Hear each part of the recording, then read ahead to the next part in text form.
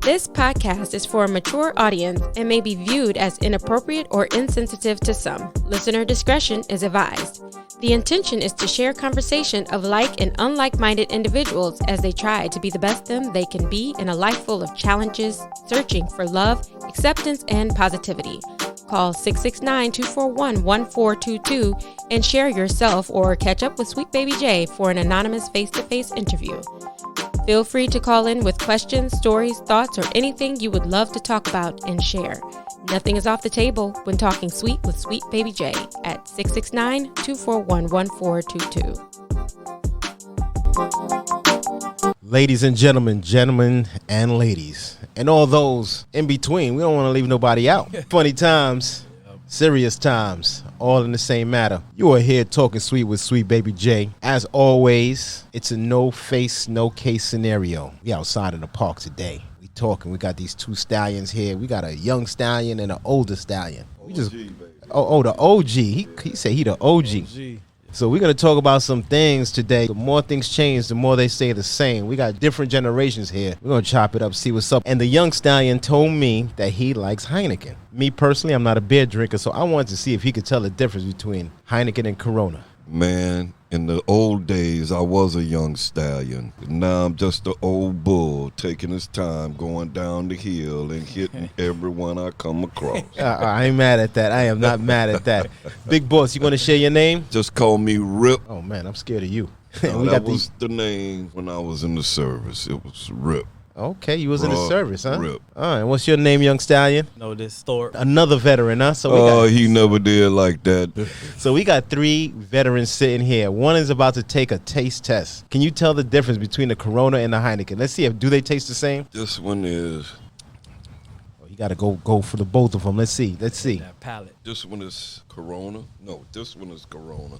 That one is Heineken. He done passed. Oh. My man done passed. He got that palate for the beer. All right. I respect it.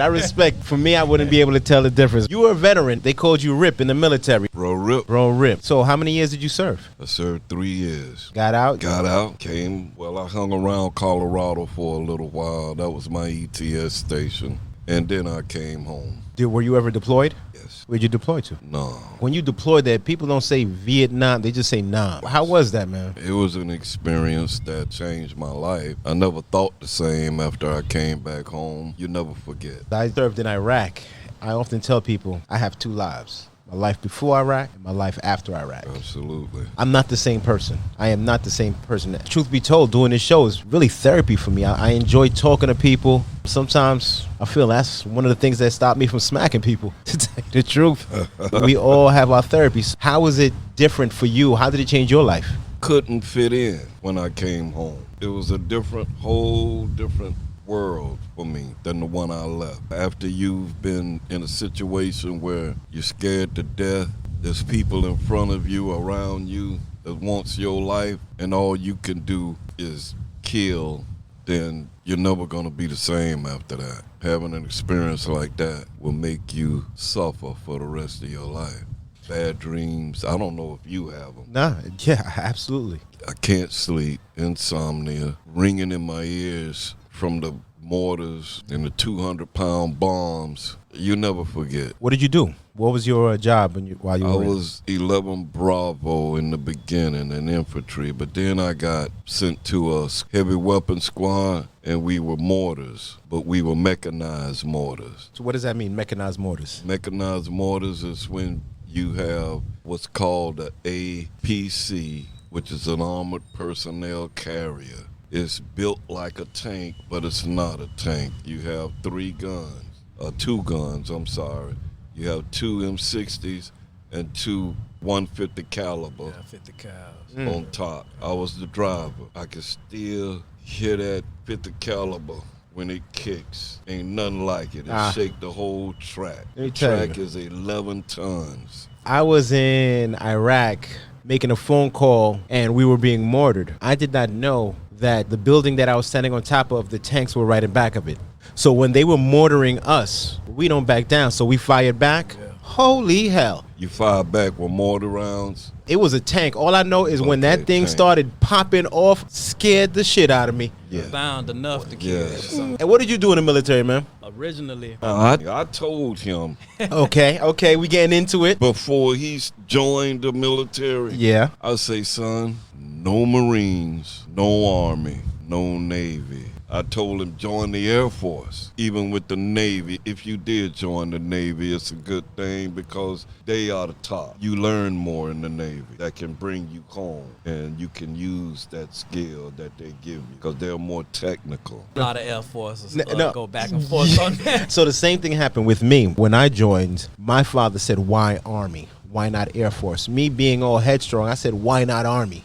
And I went full speed ahead, Army. We like that when we're young, Yeah. at that age. Yeah, 100. And then when I was in Iraq, and I used to take these Air Force guys from Iraq to Kuwait, every morning I would see them, I say, go blue. I should have went with you. Being in the Air Force, I heard that a lot. They used to tell me the same thing. So what branch of service were you in? Air Force. Air Force. Damn it, he's a smart man. Yes, thank God. Smart man. Things just happen to be better in the Air Force. Yeah. I'm not going to say all that is better, but Air things- Force, you get a chance to, I don't know how to say it. I know what you mean. I can explain. You know what I mean? You're away Yeah. from a lot of the turmoil that goes on in war. You have an important job. Still, you don't have to look into people's eyes. It's a big difference. One thing I realized is that even though an Air Force base could be on an Army base, the security forces that the Air Force have is to keep other branches of service off of the Air Force base. See, I could not believe that shit. I was like, wait a minute, what? I can't come on the oh, base. Man, it's the same, it's the man, same thing yeah. all over, man. And me being me, I don't know, maybe it was fate. Me being dad's son, with the whole experience y'all talking about, everything, I can vouch that. But then it ain't end up that. It was crazy. I was going in, it was either my track scholarship or it was either Air Force. And of course, they was like, hey, you can be an athlete in the Air Force. That was like, what? And I can get a trade? So that was my motivation. Did you ever how run they- track in the Air Force? Yeah, for Oh, sure. okay. That's Yeah, how play they football trapped and me. everything. They told me you I know. could play football. Yeah, and I had You know. FSU, Georgia. FSU was really interested in him. This went UCF, but this was before UCF, the UCF we know now. I was doing in-flight refueling. Wait, It was, in-flight refueling? As Yeah. in you were refueling while the planes were flying? yes. Yo, that's real. So I saw Yeah. them videos. Does not seem to be much room for error. No, there is no room for error. And the reason why said person on the mic here, I had to manipulate my psyche valve after a while because them NATO pilots, they got a different creed. They got different discipline when it comes to that. U.S. airmen, you don't hear about them snorting or drinking out their flasks in the cockpit. We always had problems refueling NATO planes. Them boys drank. You said drinking and snorting. Yes, sir. On See. the flight line. Please See. believe it. This Man, is there something. was more drugs in the military Please than out here believe on that. the street.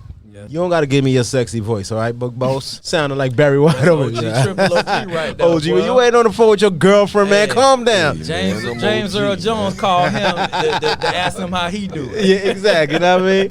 You had to refuel these planes in flight while these dudes were flying high. Literally. Yeah, man. We used to see them after we refueled them on the flight line. Sometimes we'll get some of the same pilots twice, depending on, because I did tanker aircraft. Sometimes you come in contact with some of the same pilots if y'all was designated to the same mission. After a while, it started getting to me. I just don't feel right with my life in the balance like this. I'm not built like this, so I did what I had to do to be grounded, and I became a hydraulic mechanic. I did hydraulic, pneumatic systems, stuff with flight controls, landing gear. But you was I not still followed comfortable. my jet, right. Oh, man. So I got grounded. I wasn't refueling in flight no more. I was on the ground crew after that. Towards the end, I ended up going to Kosovo. That's when I got hit. I got shot. We got ambushed. Somehow they made it past the checkpoint. Made it past the checkpoints on the base? Yeah, I thought I'd never been shot before. Never been Where were you stabbed. stationed? I was in Kosovo. This was Kosovo. Yeah, right. So and it only lasted about, my memory serves me right, maybe a few hours, a little bit of skirmish back and forth. Things where they tried To do some damage. to do it, but they What year was that? It was 99, Oh, okay. What happened was I figured I felt a burn, a sting, but I didn't know what a bullet felt like up until then. You're saying, "Ooh, this mosquito got a bite." I thought maybe it was a scorpion or something. It's the height that you was in. Yeah, at and my that time. adrenaline was pumping, and I was shooting at 16. I had a Desi on the side. Everybody, y'all Army, y'all know how I go. You got the front line shoot, and they drop, and then the line behind them come, they shoot, and they drop, and you just keep on the same process. Yeah. So Suppressive fire. Right, exactly. So I'm thinking I got hit. Somebody hit me. Somebody can't aim. Some dirtbag airman can't aim. So my homeboy was like, "Man, yo, you bleeding, pouring out like a sieve," and I just feel warm. It's warm. He took his bayonet and he cut my BDU open, my battle dress uniform open. He said, "Man, it's sitting like right there in your meat, in your back." He could see the bullet. Fast forward. It wasn't flat. So fast forward, I'm in the, I go to they said they get a medic, and I find out later on they was just so far away that when they hit me, because what had happened was I didn't have enough magazines. I'm out there doing flight controls. I'm on this left under the wing replacing the actuator or something, and they popped off. So I'm You wasn't combat ready. Wasn't combat ready. I had Come on, you a soldier, man. Hey, I had it on me. I had it draped across my shoulder, but we just Wasn't expecting it. Yeah, so Yeah. I didn't have enough magazines, so I turned around, kind of like retreat to get some more mag. And matter of fact, it was some Army guys that was there with us. That's how I got hit in the back. Wait, you blaming it on the Army? No. Come on, man. I believe it was one of us. I ain't gonna lie, man. I believe it was one of us. And anyway, you looking at it right there, sitting flush with my flesh, and he just plucked it out. And I guess what happened was they did the ballistics. The guy was just so far away. It lost velocity. It lost velocity. Even though it penetrated the Kevlar, penetrated That's what me. stopped it. Right, that's what stopped the force. To this day, man, I get X-rays to this day. I remember when I was in basic training, there was this dude from Virginia who seemed to have an issue with the pigment in my skin. And this dude told me that he was gonna frag me. Now I'm from New York. I did not know what frag meant. Grenade you. No, frat. He said frat. Fratricide? Oh, fraternize. No, not fraternize. Not fraternize. Like frag grenade. No. The dude said pretty much whatever he said, that he was gonna shoot me in combat whenever he seen me out there. What? It happened. So I did not know what that meant. Yo, when I found out, trust and know, me and this dude was tussling at every opportunity. I play no games with the threat of my life. Wow, that's so right there. When I was in Iraq, I was wondering, is this dude out there? And that's a whole nother thing you got to worry about. Yeah. And you being from Nam, I'm pretty sure that was way more common. You don't worry about it. If you know what you just told me, You get him? you get that mother first. That's all it is. You don't talk like that over there, not in Nam. They will get you all the way up to a second lieutenant. So you do what you have to do. You do your job and keep your damn mouth closed. Yeah, when that dude said that to me, man, I was like, what? I'm no back down type of dude, so I was on his heels every second.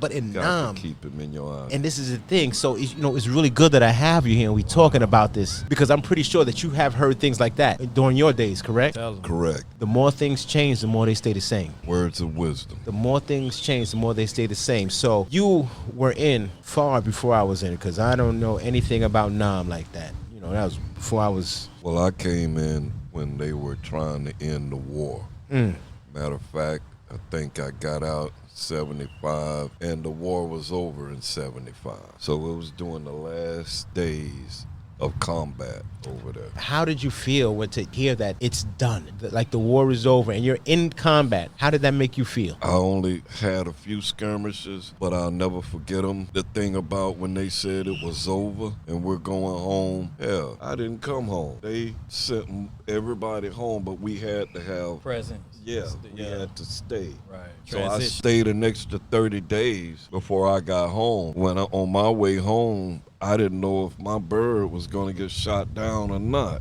because I had seen that. You get that freedom bird, and then it gets shot down at the end of the damn runway. I heard a lot of that. I read a lot about So that, too. it was cool. I made it home. And as I was leaving, I looked back, and I could still smell death. I could still see everything burning. But this was all in my heart and mind. And I still see that today. Things you could never forget. Never forget. Never really sat down and spoke with someone that was in Vietnam, but you see the movie. You know, but most guys won't even talk like this with you. Well, that's why I'm glad I got you here, brother. You are here talking sweet with Sweet Baby J. How did you feel being over there in Vietnam? I'm just going off of what I see in movies. A lot of people did not like that war. The soldiers were not greeted with open arms. We, as a black soldier, we couldn't figure it out. Mama Son, every day on the radio, on the loudspeakers, we hearing her talk about, why are you fighting for this country? Who did you say? Mama Son. Mama Son. So that really did happen, where they would be over there talking about to the black soldier, why are you fighting for America? Yeah, why are you fighting for them when they treat you the way they treat you at home? When you go home, you're not going to be accepted as a hero or somebody like that. So it was propaganda, but it was true. A lot of propaganda. Yeah. But for the black man, come on, bro. It was true. I'm saying it. It was true. So we had a lot of hatred. From different angles, because you get it from your fellow soldier. Now, a lot of soldiers were trying to stay cool. But when we got together, we didn't talk about nothing but black power and how one brother has to be responsible for the next brother. You watch your back. Every time they go out, it's a thing where a black man got to run point. He got to be the one that tests out the landmines. He's got to be the one that stays in front of the column. He calls the shots because he's the first one to see, or supposedly. So But what? a lot of times you don't see it. Running point was a detail that was issued, or it was more of a thing, yo, listen, we got to look out for ourselves. Lieutenant comes out and say, okay, you got to go out northeast to here 4 clicks, and we got to involve the enemy. We got. So you know you about to engage. Engage the enemy. I'm sorry. Engage the enemy. And then report back. So that's all we had to do. But Test dummies? Private Johnson, Private Black, Private Morris, these are guys that I knew that didn't make it back. You got to run point. First ones to get hit. First ones to get hit. Then they want to give the black man the M60, the second one to get hit. And then at the end of the column, you got the man with the, I can't even remember what we called them. They weren't bazookas. They were called M91. Oh. It was the rocket launcher. Yeah, the single-shot rocket launcher. Yeah, which I have carried. I have carried the M60, and I have been on point. I love the M60, I must say. And for those of you that don't know, see, you guys don't use M60s. Y'all got something else. No, I did use the M60. I've been in for a minute. Okay. So the M60, for you, those of you that don't know, when Rambo, I think it was the first Rambo. Tell them. When he went in there and shot up all the computers, or any image you think of Rambo, when he has all the ammo strapped across his body, that was an M60. Mm-hmm. When that M60 cut loose, It's cutting everything. it's you can mow down any tree in any area. You just like cutting grass. Now it's the SAW, Squad Automatic Weapon. Yeah. Yeah, I think I like that one better. But I don't know, man. That M60, boy, when it start ringing. Yeah. Oh, when that thing start ringing. Yeah, M60 is no joke. It's 1,000. But the thing is that you had the point man in the front of the squad, the M60 in the middle of the squad, and then that heavy weapon at the back of the squad. yeah, so the heavy weapon was just for cleanup. Like, okay, we saw our guys get hit. If it got nasty and you needed help just to regroup, call up the big one. Now, it also was for the ones at the back of the squad. You could get hit from the back of the squad as well as the front of the front of the squad. So what you would do is you would have him with he got 2 guys with him. You have them to lay down, suppressive fire, and he cut loose with that big weapon. And that's what gave us time to spread out, and then we send somebody flanking to flank the enemy. Tactics. We talking tactics here. He talking flanking. Yeah. You coming in contact with these fellow soldiers, growing to know them, growing to see them as not just a fellow soldier, but a friend, and then see them. Brothers, man. Brothers in arms, just brothers, and then see them lose their lives out there. Does that impact you? And how can the U.S. Army, how can the government find it in themselves to not give more support? How does a U.S. citizen not show that respect? We didn't understand it, man. And beyond that, how is it that as a black man, you put it all on the line for this country and you come back and you have to fight just for the right to even vote, just for the right to do, you don't come back to an even playing field. You would think you put your life on the line for this country. That's right. and you would get an even playing field. Like, yo, I paid my dues. But no, they put you in poverty. They put you in drugs. People say thank you for your service. I can't always say that. That's a statement that I appreciate. Exactly. That's you saying something. It's terrible, man, to come back from all of that, and then you arrive in the airport, and there's people walking around with signs saying baby killers, murderers. That's what they called us. They had no love for us. There was no parade. There was just, okay, so what? You went to Nam, you fought in Nam, and you came back home. We heard about all the people that got killed and murdered because of you. It's part of war. As if it was something that you want to do. Yeah, you got orders. If you want to blame somebody, blame the top echelon for having us here. Yeah. Don't blame me. You was just trying to get home. Yeah, I saw people spitting on God. They didn't spit on me, because I wouldn't be sitting here now. I was about to say, you don't look like the kind of guy that would take saliva on you unless it was from a willing female participant. Yeah, but I ain't gonna say nothing. It was terrible, man. And over there, a lot of the Vietnamese, South Vietnamese, they loved us. But then you had the traders. You had the guys that were South Vietnamese, but they were working for the North. There ain't a second over there that you can let your guard down. If you do, got a very good chance of dying. That'd be your last second. That's right. The second you trust could be your last second. That's right. Story of your life. So, man, can you imagine being on guard, on your tiptoes all the time, being on the swivel all the time, not sleeping with one eye open, waking up at the sound of a twig breaking? Even when we was in the camp, same thing. We could get mortared or bombed at any time. So though you're back behind the line and considered safe, you still ain't safe. That phrase, tomorrow ain't promised. That dead man walking. Are you 100%? I'm 100%. Oh, okay. Did you have to fight for it? Oh, you mean no. Oh, no. I'm fighting for mine now. A whole nother topic that's super sad. Yeah. So you put it all on the line for this country. Seen so many others not make it back. But yet you have to fight for your just due, to tell you the truth. Because you apply and they don't believe you. They don't believe that you can't sleep. They don't believe that you have nightmares. You have to do so much just to show, and they tell you it's not true. Why do you feel that is? I have no idea, man. I don't know. I blame the Republicans. Okay, let's talk about it. They don't want to let the money go. So we don't get what we deserve. That's the way I feel about it. A man go over there and put his life down, and then he never gets credit for it. It ain't the credit, really. It's just the respect, man. Come on, man. I fought for y'all. At least that's what they told me. I was fighting for y'all. You fought for those that couldn't do it. I don't know who I was fighting for, but I was fighting for me. Truth be told, we have president, soon not to be, that pretty much, I can't even say moonwalked out of the situation because he had heel spurs, apparently. Couldn't do it.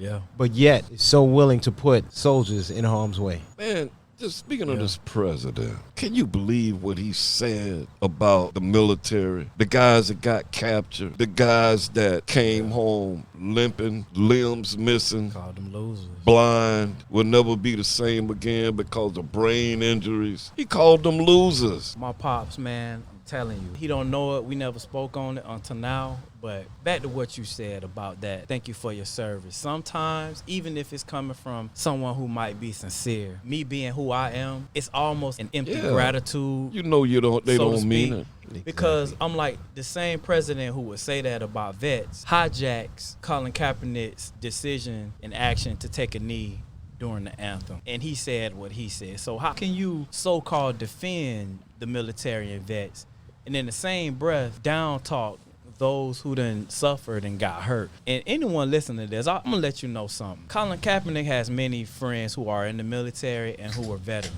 So no one ever says anything about, not that it matters, but in this conversation, I'm gonna mention it. His name is Nate Boyer. He's a white Army veteran, Green Beret, I believe. He told Colin Kaepernick, look, I understand what you're saying, and there's truth to it. However, instead of sitting during the national anthem, do you mind taking the knee? Because that's what we do with our fallen fellow soldiers. That is where that came from. But there was no backlash towards Nate Boyer with his advice that he gave to Colin Kaepernick. There was no burning of Army uniforms. There was no burning of Green Beret head coverings or nothing like that. It all came back to Colin Kaepernick, and they hijacked the message and made it. Why do you think that it is? was about disrespecting the flag. There's different things, and I'm going to agree with you. Yes. Often when I hear thank you for your service, it sounds so empty. Me personally, I say don't thank me, thank the family, because I believe that the family goes through it more because they don't know what the soldier's going through. That's one. Yes, the whole respect the military, BS. It was not about the military. Respect the flag, it was not about the flag. Exactly. But yes, why do you feel that there was nothing said about the soldier that told Kaepernick to take a knee? What do you think was the difference? What do you think made it so different, other than the fact that, Kaepernick is the one in the limelight? But what do you think that is? Well, they couldn't go after the Caucasian American hero. I'm just going to be blunt. He said it.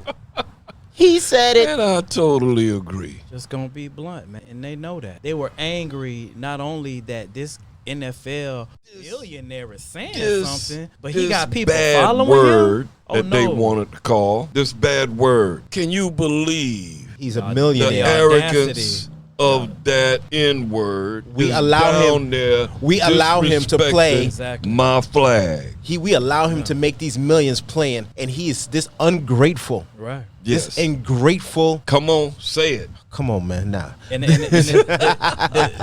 one more thing, the NFL gets a check for playing the national anthem. It's not like they're so patriotic and they just doing it because, hey, we Americans, it's an American game. They get paid. The NFL has not always been a national anthem played at the game, but they want it to seem more patriotic and inclusive. However, they get paid for that segue in their games.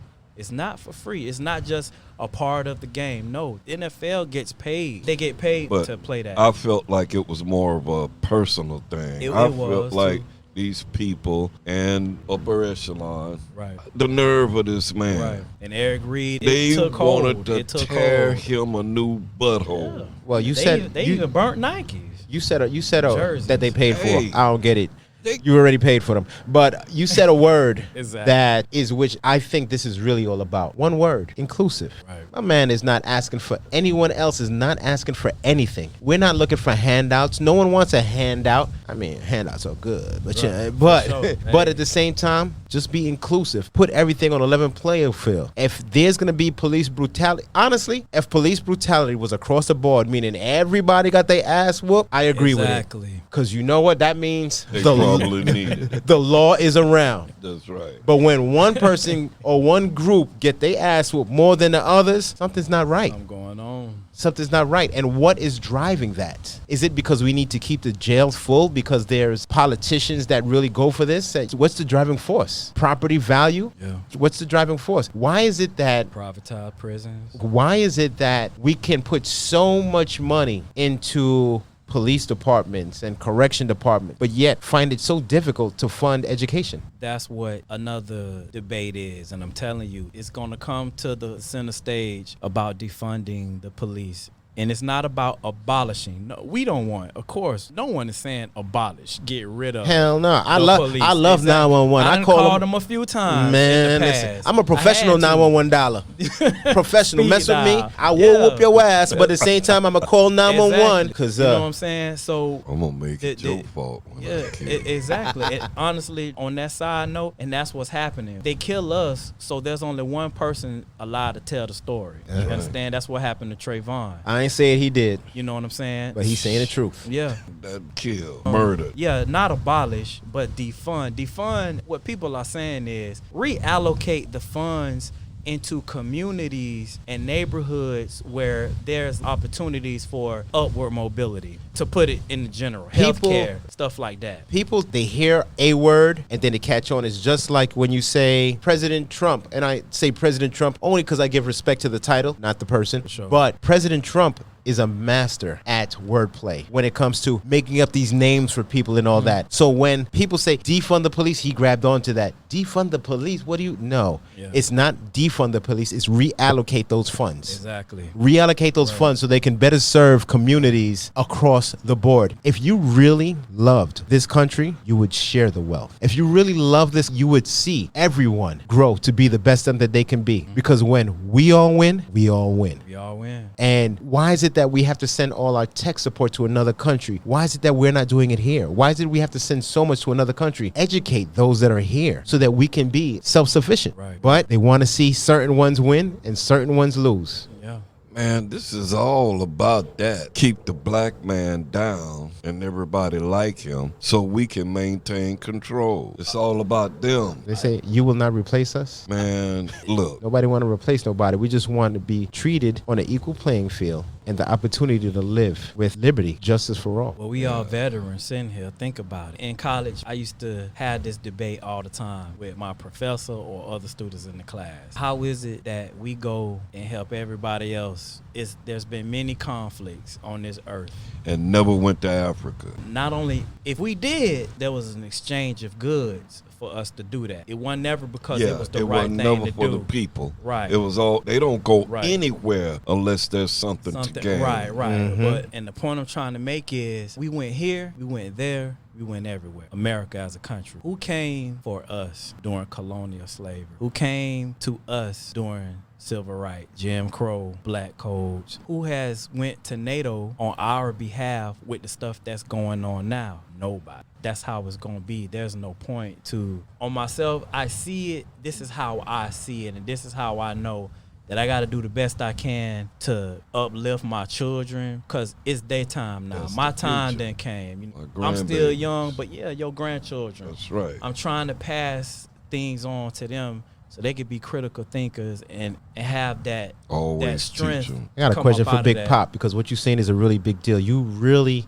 and I seen your family on Facebook. We're going to keep it anonymous, but your beautiful family, Thank beautiful. you, Met your thank you. wife. She's a queen. Thank There's you. no doubts about it. Thank you. When you have children, whether they're yours or a situation that you came into, whatever the case is, if there are children that you are raising, it's your duty to give them better than you had. Correct. So with that being said, do you feel that you gave this young stallion better than you had in growing up? That you put that fight forward, and how do you see him where he is now? My son did a lot of growing on his own, mainly because me and his mother broke up, okay? But we did talk a lot, and he knows that no matter what, it's not about you. It's about your children coming up. It's about them and how they see the world and what their accomplishments and the things that they give to the world. In that respect, he was all good.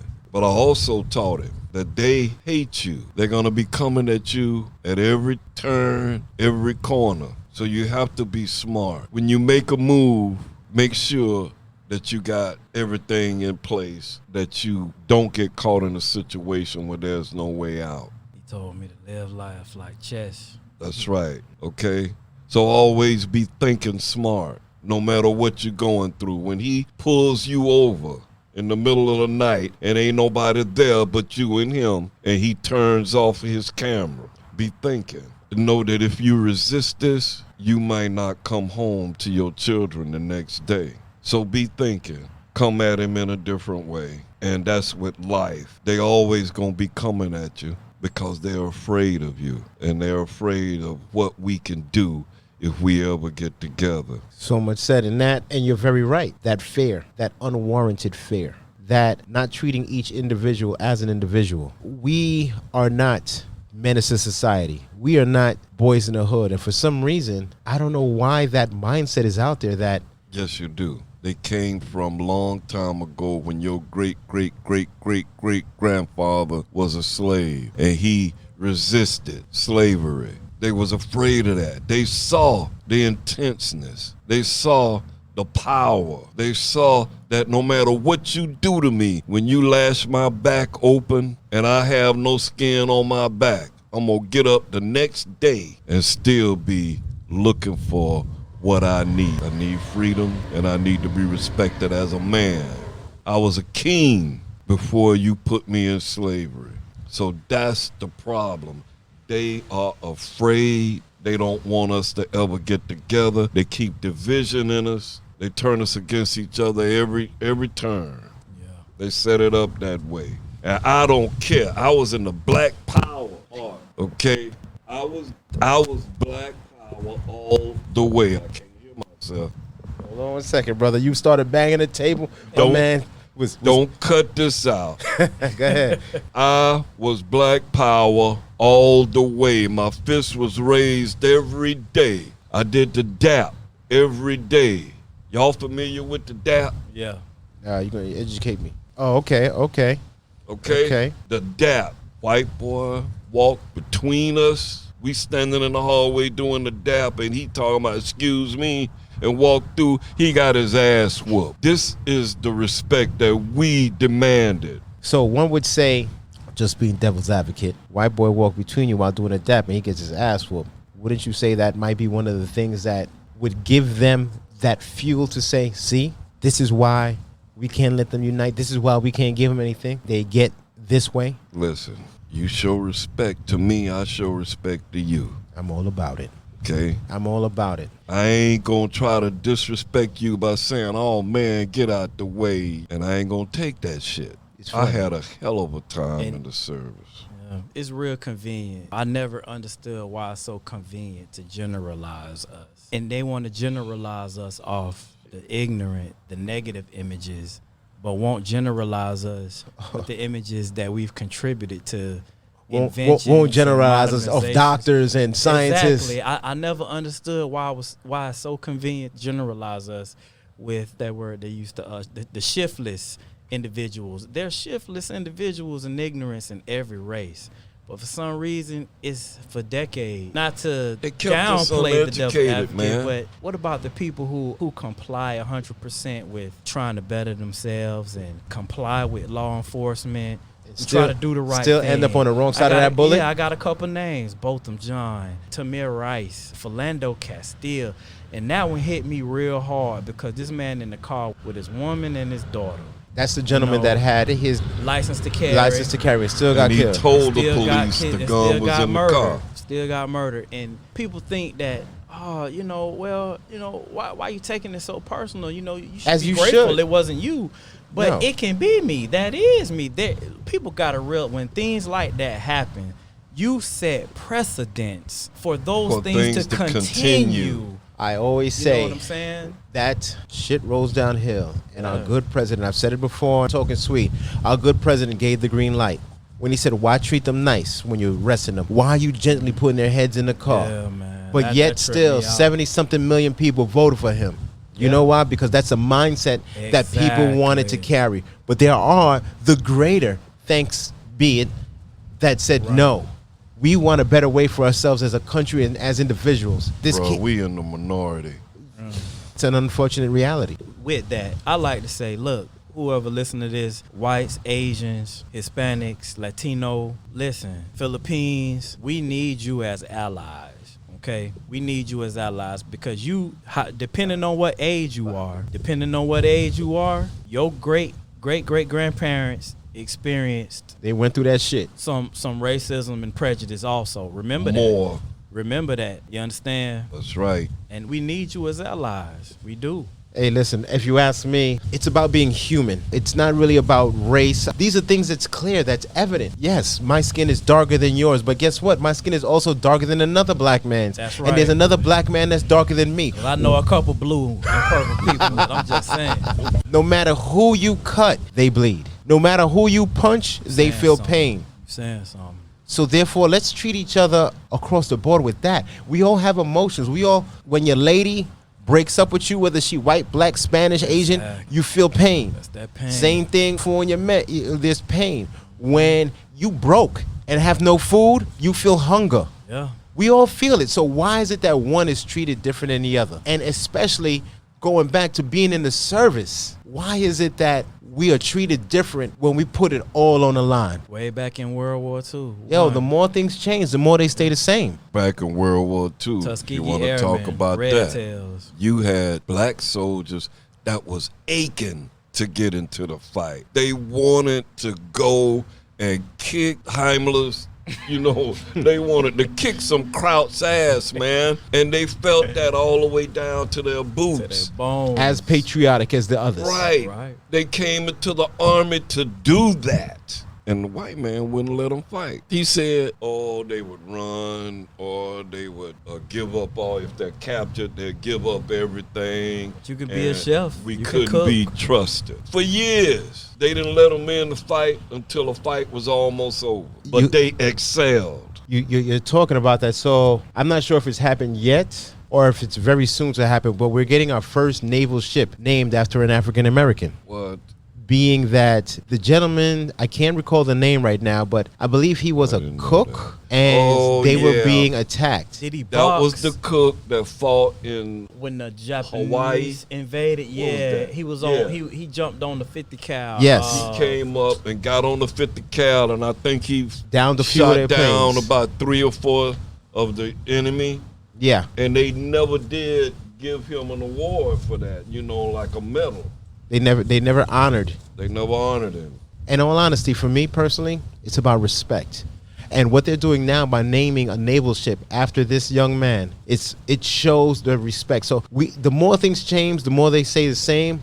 But there are those that are allies that are definitely trying to make a better playing field. We have to do our part because, as I said, nobody wants any handouts, but we have to do our part. But at the same time, there's a level of respect that we have earned. The same way there's a level of respect that you should be getting 100% disability just for what you've put on the line. Just how much you've seen others lose it all on the line. Why we get I believe. I'm what sorry. we get I now. believe his name was Major Emmanuel Stans. That may have Major? been him. Yeah, he may have been. No, he was not a major. He wasn't a major. He wasn't an a officer? major. No, this gentleman was a cook. This was a cook, and that was it. That's what black people did They did on not- ships. Right. They I did know- not I want know him he to have was- any yeah, he type of wasn't- He didn't have no any rank. weapons. No, he didn't even have weapon experience. He was a potato peeler, But and he he made it. came up He made it happen. and saw where it was needed, that these people are going to sink this ship, or the enemy is going to sink this ship if I don't do something. I hear the passion that you say that, and the one way that we can make America great again, I don't know about the again part, but the one way that we can make America great is to have that compassion for a fellow American, not a black American, not a white American, for a fellow American.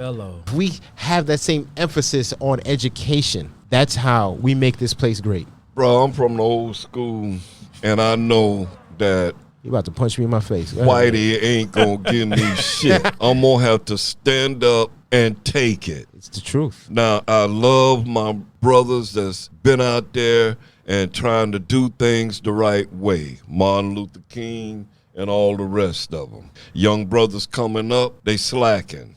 Yeah. They're not willing to sacrifice. They're not willing to get out there and put their lives on the line for this. But I have. I'm black power all the way. That's why my ass is sitting here right now trying to fight for I'm trying to fight for them. I'm trying to get my doggone what they told me they was going to give me for being a soldier. What is that? Your compensation. Your and compensation and pension. That's right. Yeah. That's right. benefits. I'm still talking about what I'ma they get 'em said. now. I'm helping 10 acres and a fucking mule. pension. That never came to fruition. I'm still fighting for that. They don't honor me at all. And I was there. Fighting, and you know what? Fighting for others' freedoms. Over there we got shitted on, just like y'all getting shitted on right now. Ain't nothing changed. You got that president, Trump. Trump ain't for us. He never was. He's a businessman. He all about making money. And he stole billions when he called himself giving us $1,200. And his And dad, that was supposed to do everything for and his us. dad owned brothels. You That's know how what? He made thought that his bought the money. votes. My rent went up $1,200 as soon as they gave it to me. They went up $100, okay? $100 a month equals $1,200. Yeah. They took it all from me. It didn't do me no good. They gave it in your right hand and kick you in the last. That's right. And it's always been like that. So I'm the one that believes in revolution. I believe that in order to change what's happening to us and been happening For far too long. you know what I mean, back slavery right on through to now. They done had their foot in our behind. Let me not say that. Nah, you say what you want to say. You been But- through what you been through, Pops. If there comes a day when they say brothers unite, I'm loading mine up and I'm strapping up my boots. I believe. Cause that's something I die for. I'm tired of this shit. Tired of people like Trump. I'm tired of people that don't care. All they want to do is keep us under control. And they'll do everything to keep us under control. From police brutality to just coming and kicking your door down and tying you up, putting you in shackles and telling you it's a new day, like the old days. The more things change, the more they say the same. Now that's how I feel about, I got a lot of hatred in my heart. I don't know if I should be on this radio, man, but I got a lot of hatred in my heart for what happened to not only me, but to those same 3 brothers and all the rest of them. There was a time that there was a lieutenant, I can't think of his name, but he had all black people in his platoon. And he took them boys out. None of them came back. And then he fill up again with black people. He take them out, and then they get killed. He hated black people, so he wanted them all under his foot. Y'all gotta understand the gravity of what he just said. I'm through talking. That's called firing squads. The gravity of what you just said, the impact, and the thing about it, the biggest kick in the balls is that they won't give you that just due pension. I'm helping them. I'm telling you, I ain't gonna stop. People don't understand the pain that one goes through when you're trying to do your best, but yet that foot don't come off your neck. I love this country. I just know we got a long way to go. A long way. Before a black man can walk with his head up and not have to worry about the ones that's trying to hold him down. It's gonna be a long time. It may never happen without a revolution. Ladies and gents, he ain't playing. His name was, forgive me, that was one of the Red Tails, Tuskegee Airmen that I named earlier, but the Pearl Harbor Navy soldier was Doris Miller. Yes, that's him. Because I was like, yo, that's a big dude. Yeah. And you looking at the picture. I think he used to box too, if my memory serves me correct. He would box. They would like to see him box on the ship. So yeah. At this point, I wish I was doing video because you know something? There's something to be said when you see a grown man speak with such power and shed a tear. Not because he's scared. Not because any other than just not getting the respect. Pour some out for the brothers that's not here. It's a respect thing. And those that have never been treated with disrespect don't know what it feels like to have to fight for respect. Yeah. You don't know what it means. And it's not just in battle that we're talking about. Because for some, battle just means for a soldier. But for all too many, that soldiering is just getting up, going to work every day. Walking home. You got to be a soldier.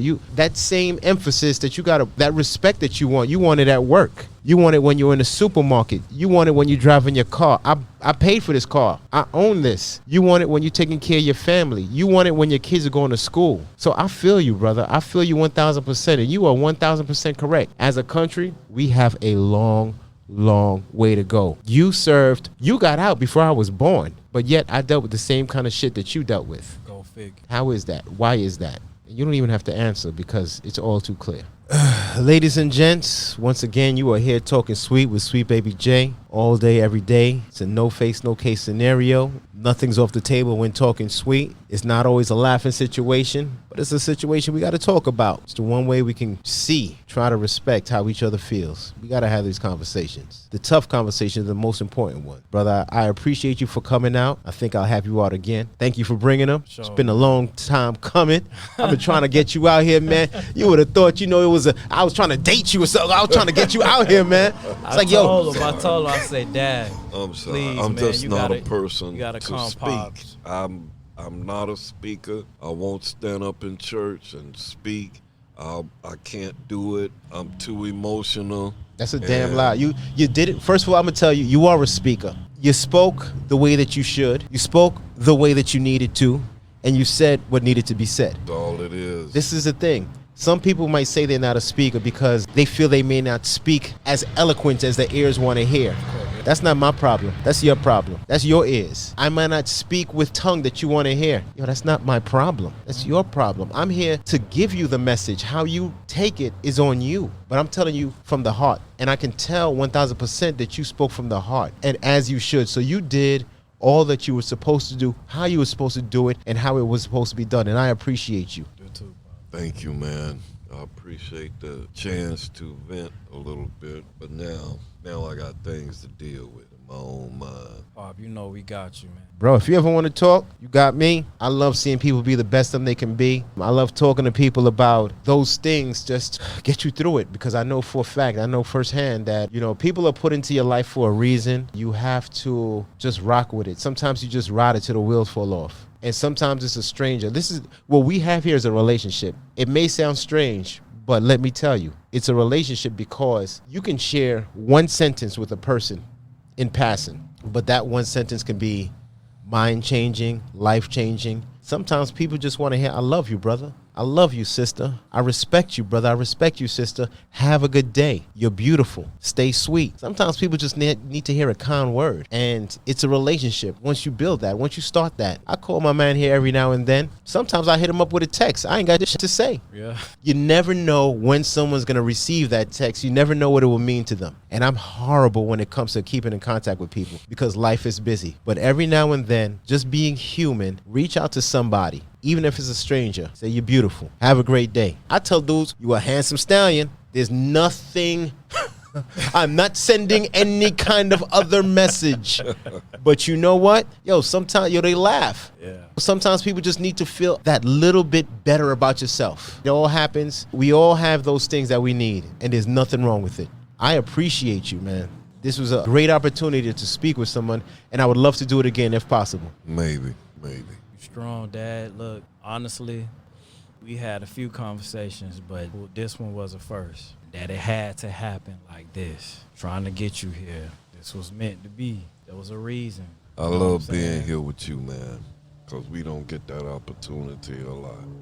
But I'm glad you told me about your experiences. It's the first time. Same here, and that's we what I'm always saying. spoke surface and covered everything with a couple of words, but I never knew the things that you reported to me today. Same here. We gonna have to talk some more. Got to. And you were the conduit.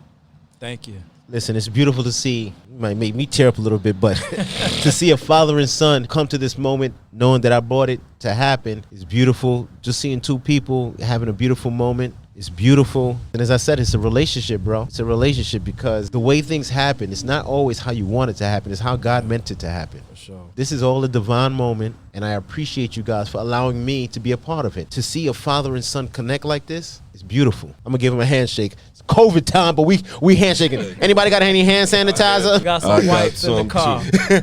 So we all gonna be bathing in like, I shook his hand. But Wipe it down. I want to thank you for inviting me, okay? I don't know if I gave any insight to anybody else. Thank you again. Everybody watch your back. Be sure about who you around. And always put your best foot forward. But always be ready to bring that other one up and put it in somebody's ass. On that note, ladies and gents, we out, because I love it. Ladies and gents, you are here talking sweet with Sweet Baby J. As always, no face, no case scenario. Nothing's off the table. We have beautiful moments. It's always great to see great people come together and share their story with the masses. Thank you all for listening. Stay beautiful, stay blessed. Amen. That's about it.